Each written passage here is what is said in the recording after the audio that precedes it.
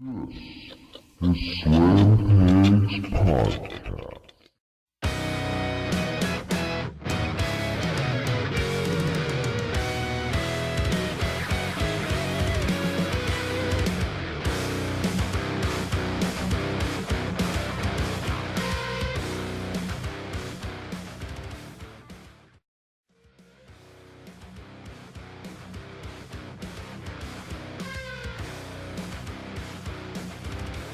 And welcome, first ever debut edition, right here on Hibiki TMD, Slam Pigs Union Jack, round 2, unfortunately, me and my good buddy, brand new to Hibiki TMD, and we'll get to the intros real quick. Unfortunately, we recorded episode 1 of this, and a certain one of us was a dumbass that day, and the file, unfortunately, could not be saved. The dumbass was me, let's just say.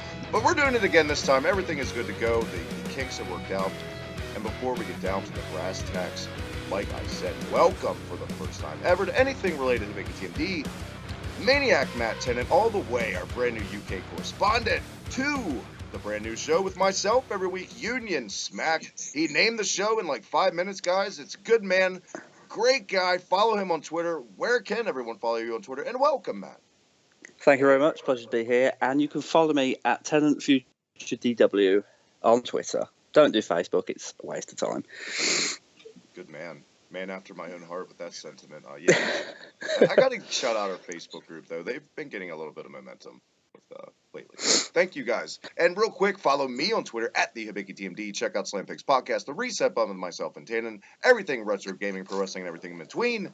But yes, a touch of British class right here. I am so excited to do this show with you because, Matt, as much as I love to talk about wrestling, and as much my knowledge of wrestling, this is going to be a big learning experience for me because bringing you in, my man, you're my go-to guy as far as, you know, a retrospective history, so to speak, of UK wrestling. You are where the knowledge is at, and man, we are hot off the heels, literally. Re-recording this episode last night was NXT TakeOver Chicago, and we're not going to talk about the show because we had the post-show real quick. Thank you to Eric Amard, by the way, broski, for coming on last night on the NXT, and Michael popped in, but Matt, let's talk about the one match that the world is actually probably talking about, to be honest. Pete Dunne. That's it. Stole the show. Absolutely stole the show. And I think that there was a sentiment about like the whole UK scene about that match where, you know, we'd seen them at the tournament and both Tyler Bate and Pete Dunne were, I think, both the standout stars, with Pete Dunne sort of edging it slightly. And then the UK show on Friday, which it was weird because Pete Dunne had a really good technical match with Trent Seven, but Tyler Bate stole that show. Yeah. So it was like Pete Dunne stole Tyler Bate's thunder, winning the title in the tournament by being the standout star, and then Tyler Bate stole it back just before TakeOver by having the best match on the UK show. Honestly, they probably honestly, and this may be giving way too much credit to WWE, but let's be real, the people that are pulling the strings at the UK shows, let's even go to say NXT, the cruiserweight stuff, it's not the same people usually behind the main roster booking. They probably booked it that way, and that's brilliant fucking booking. And thank God for that, because like I dread to think what Vince McMahon would do to the UK brand if, you know what I mean, if he got hold of it. I say it all the time. I've joked about it all the time since I've seen Tyler Bate debut. They would bring him up. Oh, he needs to be young Master Bate. You don't see it. It's a double conundrum. There you go. Yeah, but thankfully, Triple H is in control so far, and yeah. What was that? Oh yeah, my original point was Matt was when people talk about, let's get it out of our systems, Omega and Okada, the 6-star quote unquote match. In my opinion, this by far was a better match for me, for my taste. Now, if that's your taste with Omega and Okada, who am I? You know what I mean? But I'm not going to say that was a bad match. I just think that's a case of fans borderline ruined that match for me. But this match made more sense psychology-wise. There was a hell of a lot more, and I'm a big advocate and big fan of the Billy Robinson old school chain style wrestling. These two are some of the best in the world at that. They are. And there was a feeling about this match going in where people thought, you know, they went to the limit in the tournament. They did really well in the UK show Friday night, but they needed something else at TakeOver just to give it a shot in the arm, you know, to put it on the map. And I think a lot of people were worried they'd maybe phone it in and save, you know what I mean, save that performance for down the line. But my God, what a match! Like, I can go on record now and saying, since you and I have actually met and become good friends and stuff, I've expanded my horizons and opened my mind, and I've checked out more progress and stuff. And honestly, as Yeah. good as last night was, that was a taste of what these guys are capable of. And even scarier, Matt, let's say it, the ages, 20 and 23. That is I don't- insane. can you imagine in 10 years' time? Like, I don't even. we're looking at future. I'll go on record now and say we're Don't looking at do it. future WWE champions. I thought you were going to say Hall of Famers. That's what's like, don't do it. Don't set yourself up like that in your debut. Not Hall of Famers yet. Future WWE champions. 10 years' time, at least one of them, Pete Dunne, will be WWE champion. Pete Dunne way before I think Tyler Bate would. Even though I think to the right demographic, Tyler Bate is totally marketable. He's marketable, and I saw a lot of YouTube videos, like on Friday night and Saturday morning before TakeOver, that said, don't put the title on Pete Dunne yet. Like, he's got a big enough gimmick, he's got big enough heat on him that he doesn't need the title yet. He's a And heel. he is a heel, and Tyler Bate needs more exposure, because if he loses, you're not going to see him as much. But Totally disagree. I think, so do I. As much as I can see the point, like, Pete Dunne's going to be the main focus now. I think it's more about building the hype around the UK brand rather than one particular wrestler. And Pete Dunne, he's got the whole shebang. You know, you don't have to. You really don't have to build Pete Dunne much more. He'll go out and do it himself. I think As where Tyler Bate would need a lot more work to sort of connect with a worldwide audience.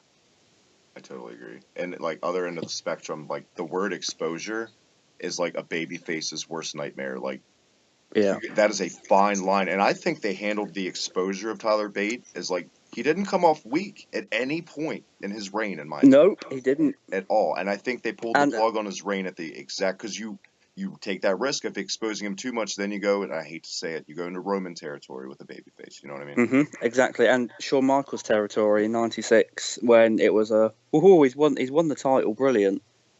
But now what? Like, yeah, I hate him for it. You know, it was cool when he was chasing it. I hate it now he's got it. I'm having instant flashbacks. Do you remember the fan that was like every show in the '90s, Vladimir, with the glasses and the wife beaters? He was all muscular. I do. I'm having visions of him congratulating Sid when he just beat Shawn Michaels at Survivor Series. He's like, "I knew you could do it, baby." He's going ape shit for him.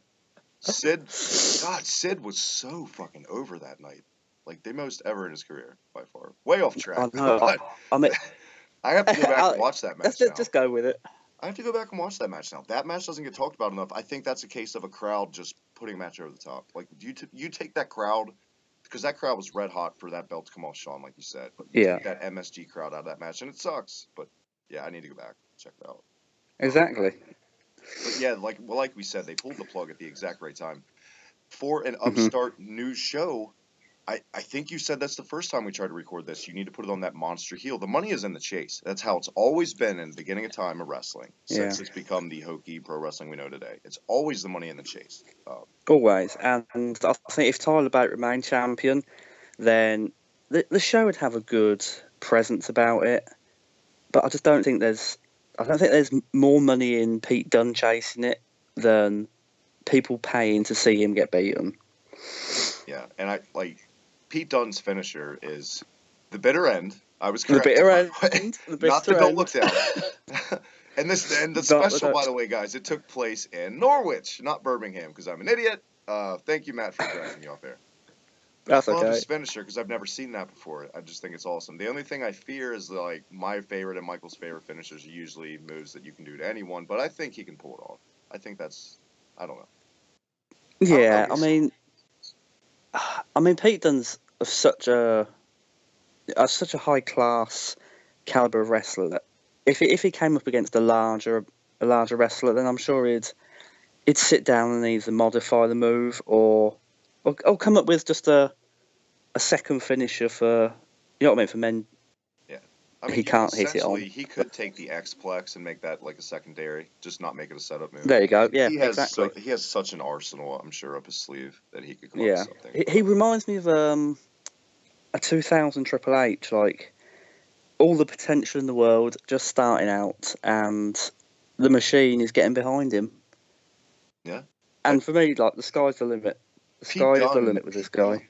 All of my like all-time favorite wrestlers have always been these ultimate hybrid mixtures, and Pete Dunne is seriously a hybrid of so many guys. He really is. And Tyler Bate, even, let's be real. Tyler Bate, I think Jim Ross even mentioned, and when he said that, I appreciate him saying it. It was like he's built like Bob Backlund, and like he is. Yeah, he's got that little but ferocious.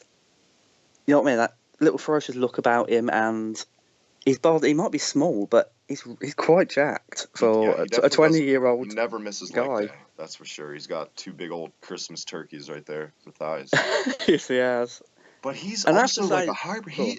Both of these guys can like do anything. It seems Tyler Bate can pull off this amazing Cesaro like strongman gimmick. At the same time, he's doing these corkscrew AJ Styles like moonsaults and shit. It's unbelievable. Yep. It is, and I think WWE have been really clever in not just grabbing anyone from like the UK indie scene, but actually sourcing the very best wrestlers who have got more than one string to their bow. Yeah, and these guys also get a lot more chances to show that. I'm sure Cesaro can totally do a move like that off the top. He's just not really allowed, so to speak. Yeah. But you know the guys that are shackled with what they're allowed to do on the main roster. I do, and I hope that's not going to be like the case a year from now, where WWE sort of keep stuff like last night back just for pay-per-view. Like, I don't want them to rein them in on weekly television when it happens. I just want them to let them go and just show what they can do, because you don't get enough of that on the main roster. Like, I'm pretty sure from what I've seen of AJ Styles for the past few years, he's barely scratched the surface of what he can do if he was allowed on SmackDown. Same with Kevin Owens. Like, they've just been reined in really tightly. I would say Owens way more than Styles, because at least with Styles, I think in his time in WWE on like pay-per-view matches, he's pulled out some sick shit, like the 450 springboards, the ripping the ass. He has. I don't know, man. But I mean, Kevin Owens is a lot of people. I know a lot of people don't like Kevin Owens, but I'm a Kevin Owens guy. You've probably worked out I'm more of a heel guy than a face guy, but I'm the same way. I just want him to push Kevin. Exactly. I just want him to push Kevin Owens out there and say, just do what you want. You know, just for one night on pay-per-view, do what you want, and prove us wrong, and just see what he can do. Like tonight at Backlash, I'm sure if they took the shackles off both him and Styles, then it could rival last night. I think they will. I think, you know what, last night I joked and I said #poor Backlash. I really think they're going to do that. They're going to pat him on the ass when they send him out there. Like, all right, man, just put it all out there. And even if they're not allowed, a veteran like Styles, who's essentially a made man at this point in the company, you know what I mean? Like, he's so over. Like, he could sneeze and it would get over. He's going to do what he wants in the ring anyway. Like, who's he going to answer to? What are they going to argue with one of their biggest merchandise sellers? You know what I mean? So exactly. I think we're going to get a lot more than we're expecting with these two. I also think about Dolph and Shinsuke tonight. We're going to get a lot more. But back to the UK stuff, Matt, because that's why we're here. And I'm so excited about this upcoming weekly TV show with Jim Ross at the helm, with Nigel, who I said it last time we recorded again. I wasn't a big Nigel fan, but his work with JR, I think they totally complement each other, and I'm digging Nigel McGuinness, and I think he makes Nigel McGuinness better. I mean, Jim Ross makes anybody better, but I think also in a way he makes Jim Ross better, because it's kind of like with you and me. It's kind of like with you and me. Nigel will throw in some knowledge JR didn't know about, and that just adds to the commentary. Exactly. And last night at Takeover, I might have been expecting too much from Jim Ross, because when they did the commentary for the weekly show on Friday, it was pre-recorded and then they were able to edit it down. But I thought live, Jim Ross was, I don't know, there was something missing from his commentary last night, and I thought Nigel McGuinness really stepped to the front and he really commanded that match. Like, thinking back, I hear Nigel McGuinness's voice much more dominantly than I hear Jim Ross's voice from last night. I saw that. So I think you're right that the other day about the UK special, and I thought it was hilarious because I noticed it too. Like the horrible editing job they did to make it seem like JR and Nigel. Oh, and like that shot at the beginning. That was awful. They looked like they were 20 feet my tall. God. It was so bad. So bad. Why could they not have put that against the Titantron screen? Like, you could have just put at them, least like, make them look hanging like out and catering. It would have been better than that. Like exactly, sitting in the front of the car having a chat. Just anything, a hideous CGI job. Hanging out at JR's Bar and Grill or something. I don't know. Having a nice barbecue with JR's barbecue sauce, whatever he's selling. But as much as we could literally talk about the greatness of Pete Dunne and Tyler Bate for like a whole show. But we won't. Yeah. Last thing I want to touch on was the crowd reaction last night. Of course, it got like multiple standing ovations mid-match. Nigel McGuinness going like, "Listen to this crowd!" Like going at shit.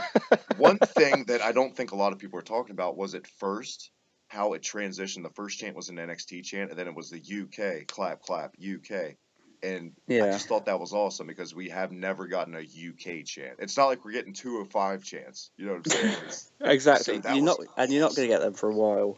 And you know what? I think this match was totally intended to be a go out there, have the best match you've ever had. Who cares? Pull out all the stops because we have this new show coming up, and we need a harbinger match to get people excited. To be like, my God, that's the blueprint. If that's what we can expect on an NXT show, holy shit, I have to check it out every week. So it's brilliant. If that's how it was playing, that's how I would have played it.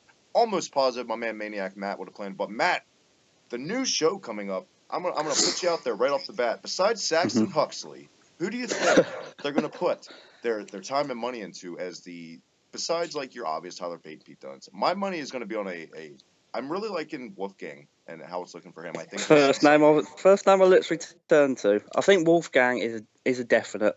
Not at first. I don't think he's gonna like kick off the first few weeks he shows as number one contender. That's gonna come later. Yeah. But for a big guy, like he sells smaller guys' moves really well. Like I love that. He made because he could just look like $2 million at the special the way he did. And I mentioned that he did and solo Logan. Sorry, I'm just kidding. Logan. And I mean, at the tournament, Joseph Connors on the first night didn't look that impressive.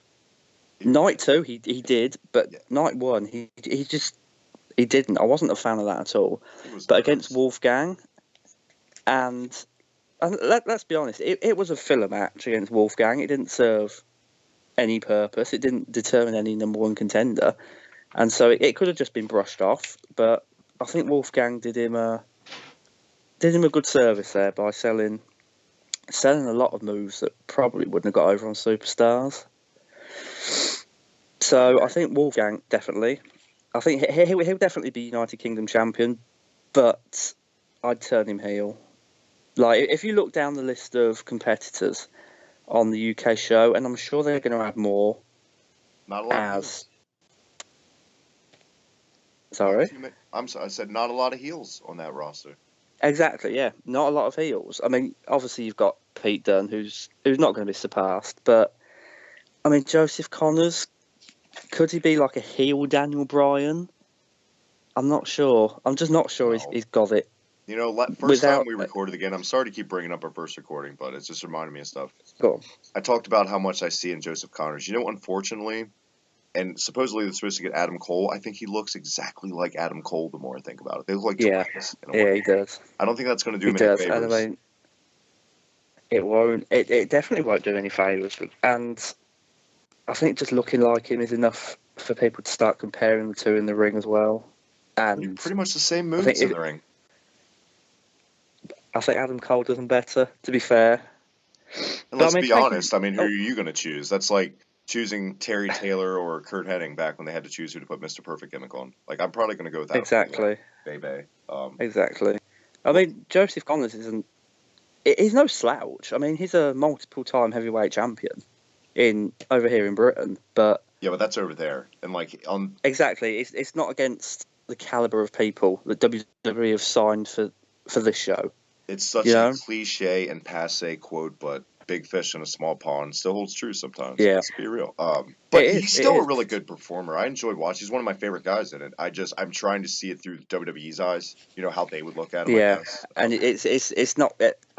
I mean, he's going to be a really strong mid carder.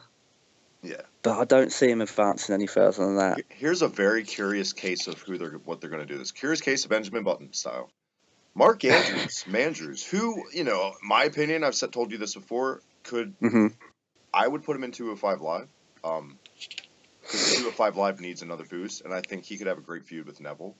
And I don't think the UK tournament needs Mandrews. I think there's plenty there without him, and I don't think his style really fits in. But at the same time, I get it because there's no other guy like him in the UK tournament. So it could go either way, I think. It could, and I think I said last time that I wouldn't put him into 205 Live yet, just because of how they're using like Austin Aries and that. Like, even though he can fly, Mandrews, and he can move really well, as we saw on Friday. Oh, yeah. But I just don't think WWE would be willing to, you know what I mean, push him above Austin Aries, push him above Neville. I don't have faith in WWE a lot when it comes to pulling the trigger on new stars. You know, it's like Kofi Kingston by now could have been a massive star if he'd pulled the trigger on his feud with Randy Orton in 2010. And actually, a lot to do with that shit, though. Yeah, I know he's a selfish bastard. But the whole "What are you doing?" in ring to Kofi. Jesus. But yeah, Mandrews, would you ever Randy Orton being like that would give? Go on.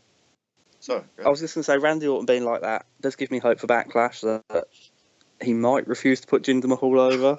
Maybe it turns into like Moolah and the Spider Lady gimmick where he's not going to put him over. No, he's like, I hope it turns into something because Jinder's kind of shitty in the ring. Let's be real, and Jinder botches something. What are you doing? I hope it does. Real quick, Matt, while I got you on here, 2 seconds on it. Is Jinder Mahal your new WWE champion after tonight? Let's just pull it out left field. No. All right, moving on. It's not mine, but I fear that he might be Vince McMahon's. And the other thing I actually was thinking about this the other day with Jinder Mahal, is that they've pushed him because, like, they're getting popular in India and that, and they want a representative, blah, blah, blah. But he's actually Canadian, so, like... Yeah. What? Why? I mean, you know, do they stop treating us like idiots? This is the same company who put a Japanese flag on a big fat Samoan guy. So that is very true. But that was 1994 when people weren't so. And you know who was still greenlighting everything at the end of the day in '94? The same guy that's doing it in 2017. I know. Unfortunately for us and our sanity, it's Vince McMahon. I just wish he'd look like at his time in charge and think maybe it was fine in '94 for a while because the information wasn't as available as it is today. But just one look on Wikipedia and you can see Jinder Mahal's not Indian or Arab or you know, and the people from the country can see that. Well, I'd be offended. I would be offended if that was me. You're looking at it through the eyes of you and me. We're in our early 30s. We're booking the company now. This is an 80-year-old man. Do you think he even knows what Wikipedia is? Let's be real. It's fucking Vince. Vince has not used the laptop probably, I can't even tell you. He probably has people do it for him. He probably has people stuck in his ways for him. Anyway, do you ever see them putting the UK title on Mandrews down the road if they keep him on the UK show? I do. And because, I'll tell you why actually. Because I think Pete Dunne and Tyler Bate have got another takeover match in them. You know, the rematch that Tyler Bate has to have for the title. Yeah. But then I was thinking, what then? Like, Trent Seven, maybe? Nah. But Trent Seven to me comes off as a right cocky little shit. You know? Trent... Go ahead. Go on. No, I'm sorry, go ahead. I was going to say, like, if you're going to push Trent Seven, it's got to be as a heel. So I'd turn Trent Seven, Wolfgang heel, keep Tyler Bate as a babyface, and I'd push Sam Gradwell into that bracket as well. Yeah. But as far as Mandrews goes, I can see him being the next #1 contender. That's I'm pretty sure exactly what I would do too. And you know why? Is because, like you said, it's a given we're getting this rematch. There is no chance, there is no fucking Yeah. way we're not getting this rematch with Ito after the match last night.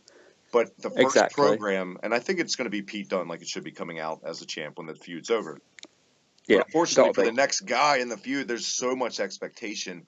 And as much as I like Trent Seven, he's not going to pull out something like these two pulled out last night. So a Mandrews No, could. he's So not. that's the perfect guy to keep the momentum going.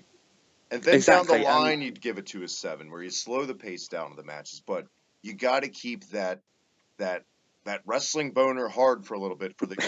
I'm not Yes, even trying to be exactly. funny. I'm just saying, like, to keep the fresh eyes. Like, oh, all these boners left and right. I got to keep coming back. Hashtag wrestling boner. Sorry. That's it. We need some wrestling Viagra, I think is what you're trying to say. That was last night. Everyone took a big old pill last night. That's what that match was. Exactly, and we need more of it. And looking back to the tournament, you know, Pete Dunne and Mandrews was the match of the entire 2 nights. And quite frankly, I hate to say it, that this is exactly what 205 Live needed. And after last night, it might be too little too late. Because if they have a match like this now, it's going to come off as trying to one-up the UK. And you know what I mean? It's going to be resentful. Yeah. So shame on WWE. I mean, 205 Live should have just done something like this on their first show, just blown it out of the water. It should have never left Full Sail. It should have just been a continuation of what that tournament was. Like, yes, exactly. I know you remember this because you're as big of a nerd as I am. Like in WCW, NWA era, like 89 through 91, when they had like the top 10 rankings, and every match meant something. You know what I mean? Yes. That's all yeah, the winner would move up the rankings, and this is the loser not would drop rocket back. science, Vince. It's an hour show. Not. It's an hour show. You need absolutely no filler on an hour show. Ever. You don't. Unless it's to promote an upcoming show, to promo time. You have to have advertisers. I get that. But for a fucking Alicia Fox and a present exploding powder in fucking Bari's face, it's not needed. Who the fuck did that get over? It made Rich Swann look like an asshole. It made Davari look like an idiot. And it made Alicia Fox look like a fucking whore. The only guy that got over is Noam Dar. Because he's the only one that ever looks clever out of this. And you know what he is at the end of the day? A fucking heel. Continue, Matt. Ran over. Thank you very much. You're right, though. You're right. And we can't buy into characters or wrestlers that look like that or do that. It's just crappy. And that's why I'm hoping that they're going to do something like a ranking system with the UK tour. I keep saying UK tournament. It's not the UK Championship it's show. Hard not to, because like they didn't change the logo. They just like Photoshop special on the set. Exactly. Triple H is he's done stunning work with NXT. So I'm confident that, you know what I mean, he'll take the UK tournament as his second baby, if you like, and he's an old sort of, you know what I mean, a really old wrestling fan as well. Oh yeah. Of the way NWA did things. So I'd like to see a ranking system implemented, because otherwise we're gonna get basically a UK 205 Live where you've got 2 unimportant matches and then a title match or a story match building around the title, and then 2 people competing for a number 1 contender spot, and that's not going to be good enough for this. Especially. Go ahead, Matt. I'm so sorry I keep cutting you off, man. That's okay. Especially after you see what they can do last night. We're just so excited to talk about UK wrestling after last night. It's really true. And I have got matches that people listening to this really should check out from the UK scene at the end. And it is time, yes, and thank you for that segue, Matt. Our new segment on this show on Union Smack, Matt's Mailbox of the Day. His suggestions for matches you need to check out of UK wrestling. Matt, for the debut installment, episode 1, what are 3 matches that people should go out of their way to check out this week? 3 matches, right. First one, I would say, it's hard to choose 3, but I'm going to say 2 teams people have probably never heard of. The Hunter Brothers versus SDS from Progress Chapter 20. That was really good. And very good. Now you see, I'm going to go with another tag team match. FSU versus the Swords of Essex, Progress Chapter 11. These sound like rugby teams. They do, don't they? The Swords of Essex are now coming out onto the field. But that match will blow you away. If you're a tag team fan and really like your tag team wrestling, you have to watch that. Can I make a request? Because I'm the host and I can do anything I want. You can do anything you want, Travis. Just because I want to know a good one and I want to learn more. I want a good, like, 80s era UK match that's like a classic regarded over there. What's one I should check out? Oh my god! Now you put me under the spotlight. Not my I would 10. say if you a really good 80s match, I'd say watch British Strong Style, which is of course Pete Dunne, Tyler Bate, and Trent Seven against the Elite, which is Kenny Omega and the Young Bucks. What? That is. I said 80s. Yeah, I know. Yeah, honestly, watch it and. I'm not watching a Young Bucks match. Can I have another match, please? Why are you not watching a Young Bucks match? Because, do I have to say why? I don't want to end the show on a pissed off note and talk about the Young Bucks. Just not a fan. I'll just put it, not a fan. You're not a fan of the Young Bucks? You could have gave me anything. You could have gave me, like, fucking Dynamite Kid, you could have gave me anything, and you gave me the Young Bucks. What the hell? It's a really good match, though. Fine. It's a really good match. Fine. For you. But I think if you want a modern a modern match that gives you the feel of British wrestling like as it is today, then you really should check out Pete Dunne versus BT Gunn versus Trent Seven versus Chris Renfrew for the ICW World Heavyweight Championship. That sounds more up my alley, Matt. Thank you. That honestly, I was on the edge of my seat for that. Not as on the edge of my seat as I was for last night, but I was on the edge of my seat for that. Very good. Guys, go out of your way to check out those matches if you get time. I am going to do that, and once again, before we wrap it up here, like we said, go out of your way to check out last night's classic. It's already being considered a classic Definitely from everyone. Yes. And Maniac Matt Tennant, man, this has been an absolute pleasure. I'm so excited to keep doing Union Smack Jack, whatever it's called. Union Smack Jack. Union Smack. Wait, what was Stevie Ray's finisher? The Flapjack or something? Slapjack in WCW? Slapjack. I thought it was the Flapjack. He had it on his tights, on like the ass of his tights. I need to go back and see what it was. But we should just like Photoshop Stevie Ray's fucking tights on our logo. But anyway, thank you. This was episode 1 of Slam Pigs Union Smack. Matt, where can everyone check you and what you do out once again? You can check me out on Twitter at TennantFutureDW, and my blog is www.headlocksandpiledrivers.blogspot.com. Very good. And man, thank you for doing the show with me and teaching me and teaching everyone a little bit about UK wrestling. My pleasure, Travis. And I look forward to episode 2. Hell yeah. And guys, have no fear. Matt just won't be on this show. He's going to be popping up sporadically on post shows in the future. So don't worry. And probably try to get a matchup someday on the regular show with Michael and maybe Cruise Control. So Matt will be all over the place. You'll be able to see him plenty. I'll be here. Until next time, real quick, one more time, follow me on Twitter at the Hibiki TMD, and check out Hibiki TV on YouTube. Hit that subscribe, like button. Guys, this has been Slam Pigs Union Smack. Until next time, cheerio, mates. Cheerio, mate.